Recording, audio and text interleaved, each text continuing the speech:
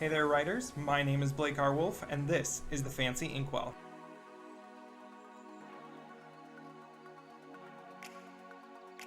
So this week's episode is about writer's block, which I know a lot of people have problems with. Muses are really fickle things, and a lot of people depend on them way too much.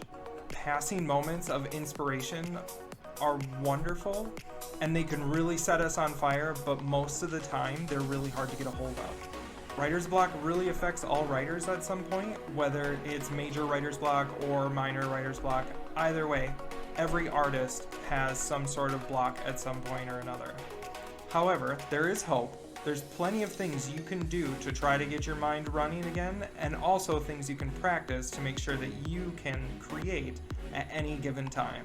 And I'm going to give you those 5 tips right now. So, tip number 1, go for a walk.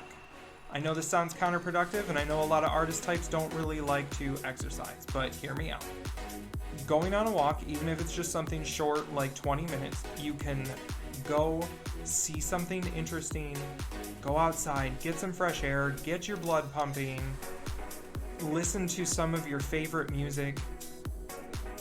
Basically, it gives you a lot of time to just think freely without having the distraction of a blank page staring you in the face.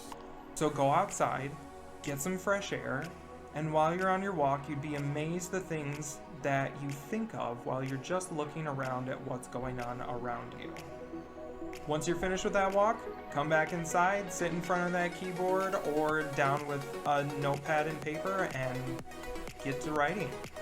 So tip number 2 is that you need to play more often.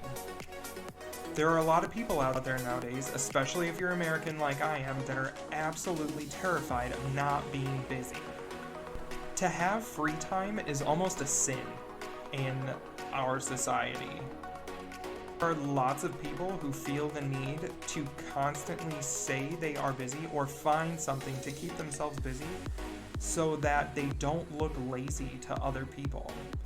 Being lazy or enjoying something or playing is how you're going to be more creative and how you're going to tap into those creative juices. So do something that's physically repetitive and not something that requires a lot of thought, like playing with Legos or playing with Connect sets or things like that. Yes, they require thought to put together, but they don't require like deep critical thinking skills. So play with those things, let your mind wander, come up with stupid things, just have fun. And you'd be surprised the connections your mind can make when your hands are busy. Tip number 3, make a list. This is one of my personal favorite things to do.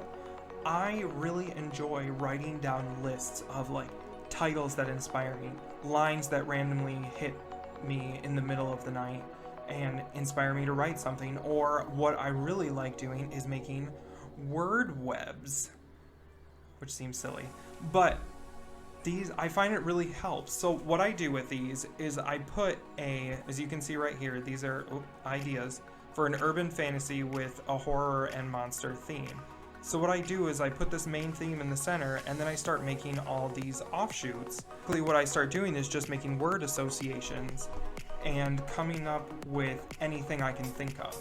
Some of them are super cliche, some of them are totally worthless, some of them are really dumb, but that doesn't matter. The point is I've created a physical list or a physical something that I can refer back to. And tip number 4, keep a journal. So along the lines with keeping an idea journal, I want you to also think about keeping maybe a dream journal or keeping a journal period. There are a lot of times in our lives where we have a really hard time processing what's up here. But really, once you take a pen out and you start putting it to the page and writing out what you're thinking, you'd be amazed the connections you can make when you're just writing. There is something visceral about the physical act of writing that allows your thoughts to process easier and faster. So keep a journal, write in it as often as you can, preferably every day, and work through that block. Talk about what's blocking you. Talk about why you feel like you can't complete this. I bet you'll find out that you're being a perfectionist, and that's silly. Tip number 5, change your playlist. If you're like me, you have a specific list that you just keep on repeat for the entire day. I know my Amazon Echo just plays nothing but lo-fi all day long. But a lot of people get stuck in a habit of listening to the same thing all the time, and you would be really surprised what just changing the music you listen to on a daily basis can do for your thought process. If you don't feel inspired, listen to something you haven't listened to in a long time. Listen to something you don't normally listen to. Try something totally new. Get sucked down a YouTube wormhole and start listening to some weird shit. Am I allowed to say that? Yeah, I'm going to. You never know what kind of rogue lyric might inspire you or a melody of music. I know for me, my new fantasy trilogy that I'm working on is completely inspired by a random line from a David Bowie song. So switch up your playlist, and maybe you'll find some inspiration along the way. Bonus tip number 6. For those who don't know, this is actually the ASL symbol for 6. Let's be real and really honest for a second. Most writers experience writer's block for one reason, and that's fear. Usually that fear comes from the idea of needing to be perfect. Now, there's a lot that happens when people are growing up or what society says and things like that. It's really hard to let go of the idea of perfection or that you must do something right and that failure is the worst thing you could ever possibly do. But I'm gonna let you in on a secret. Failing is probably the best way you are ever going to learn in your life. The other thing is that you're working on a manuscript. You're working on a first draft. Nobody is ever going to see it. Nobody ever needs to read your first draft. You can edit it as many times as you want before anybody ever sees it. So instead of letting yourself get stuck on the idea that your last paragraph wasn't that good, or the last chapter has something odd about it, or maybe that last scene wasn't as compelling as you really truly wanted it to be, don't worry about it. Read the last 2 paragraphs that you wrote the day before and just start writing. Even if you have to write things like, I don't know what to write, over and over again, I guarantee you after the 10th or 12th time that you repeat that line, you're going to start writing something else, even if it has nothing to do with your story. And that's really the point. The point is to be writing.